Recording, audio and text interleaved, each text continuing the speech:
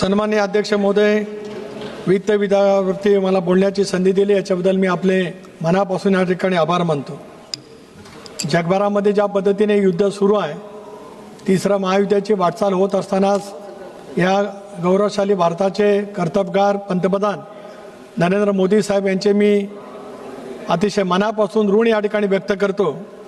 एक सुस्पष्ट निवेदन लोकसभेच्या सभागृहामध्ये त्यांनी त्या ठिकाणी करून देशाची असलेली वास्तवता, देशाची असलेली स्थिती, जगभरामध्ये निर्माण झालेली स्थिती, वेगवेगळ्या आखाती राष्ट्रांच्या प्रमुखांशी त्यांनी केलेला संवाद याच्याबद्दलचं सुस्पष्ट असं निवेदन पंतप्रधान महोदयांनी या ठिकाणी दिलं।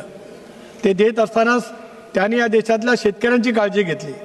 पावसाचा आता हंगाम जवळ आला आहे, खरीपाचं पीक येईल, अशा वेळेला खताचा पुरवठा, बियाणं या संदर्भातला उल्लेख करण्याचा अतिशय उल्लेख योग्य पद्धतीने पंतप्रधान महोदयांनी केला आणि देशातील कष्टकरी असलेल्या शेतकरी बळीराजासाठी केंद्र सरकार काही पद्धतीने ठामपणाने पावलं उचलणार आहे। ते बियाणं असेल, खत असेल, युरियाचं असेल, डीपीचं असेल, या सर्व बाबतीमध्ये त्यांनी जी काही खबरदारी घेण्याचा निर्णय त्या ठिकाणी घेतला त्याबद्दल तमाम शेतकऱ्यांच्या वतीने मी त्यांचे ऋण या ठिकाणी व्यक्त करू इच्छितो आहे। त्याचबरोबर इंधनाचा प्रश्न आहे, गृहिणींच्या बाबतीमध्ये आहे, गॅसचा तुटवडा झाल्याच्या नंतर उद्योग काही धंदे त्या ठिकाणी बंद होऊ शकतील, याच्यासाठी हायड्रल पॉवर निर्मितीसाठी त्यांनी वेगवेगळा कार्यक्रम त्या ठिकाणी घोषित केला।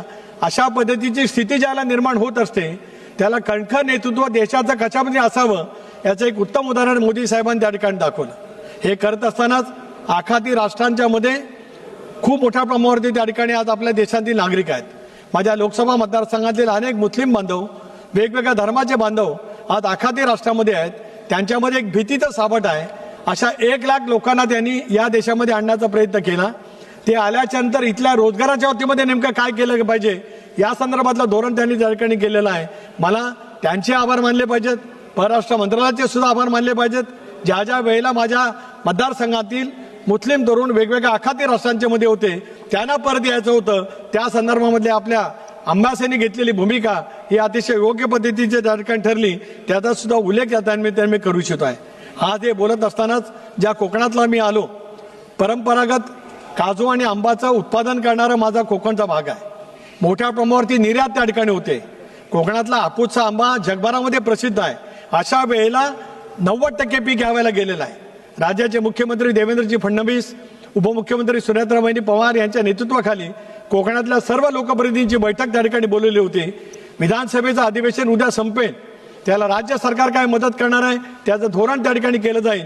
केंद्र सरकारला माझी विनंती आहे, कोकणावरती आलेला प्रसंग, त्याच्यामुळे निर्यातून मिळून मिळणारं आपल्याला परकीय चलन याच्यावरती मोठ्या प्रमाणावरती फटका त्या ठिकाणी बसणार आहे। अशा वेळेला कोकणातील आंबा, काजू, नारळ, सुपारी उत्पादक शेतकऱ्यांना ज्यावेळेला राज्य सरकार मदत करेल त्यावेळेला केंद्र सरकारला, आज आमचे बिहारचे नेते या ठिकाणी उपस्थित आहेत नरेंद्र सिंगजी, त्यांना सुद्धा विनंती करतो की केंद्र सरकारने सुद्धा मोठ्या प्रमाणावरची मदत ही काजू आणि आंबा उत्पादक शेतकऱ्यांना देण्याच्या दृष्टीकोनातून एक सकारात्मक भूमिका घेतली तर देशाच्या उत्पन्नामध्ये भरीव पद्धतीची मदत करणाऱ्या कोकणवासियांना दिलासा त्या ठिकाणी मिळू शकतो आहे।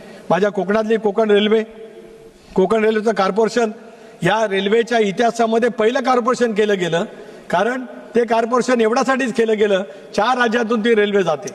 अशा वेळेला ते भागभांडवल त्या राज्याने उपलब्ध करून दिलं, पण कोकण रेल्वेला मिळणारं उत्पन्न, त्याच्यातून होणारा खूप मोठ्या प्रमाणावरचा फायदा हे जर का आपण बघितलं तर त्याचं भारतीय रेल्वेमध्ये वर्गीकरण करण्याची, मर्जिंग करण्याची आवश्यकता मोठ्या प्रमाणावरती आहे। हा मी मुद्दा मांडला, रेल्वे मंत्र्यांनी त्या बाबतीमध्ये आश्वस्त त्या ठिकाणी केलं, पण तरी सुद्धा काही राज्य त्या बाबतीमध्ये सकारात्मक भूमिका त्या ठिकाणी घेत नाहीत।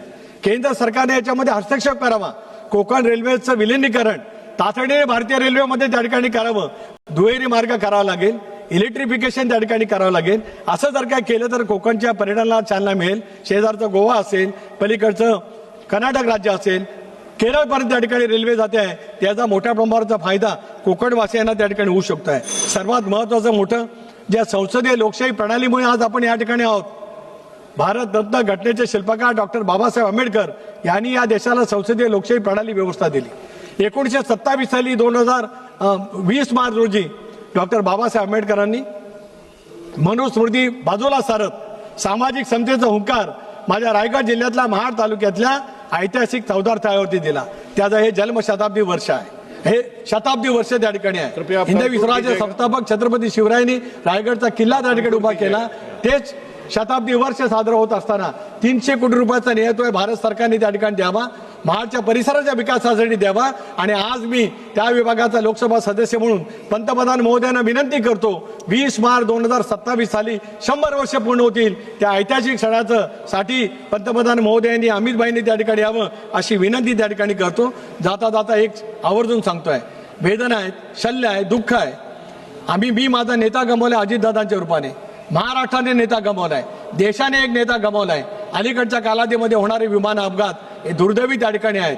या विमान अपघाताची चौकशी करावी म्हणून आमच्या नेत्या सुनेत्रा वहिनीच्या नेतृत्वाखाली आम्ही महाराष्ट्राचे मुख्यमंत्री देवेंद्रजी फडणवीस यांना पत्र दिलं की सीबीआयच्या मार्फत त्या ठिकाणी चौकशी व्हावी.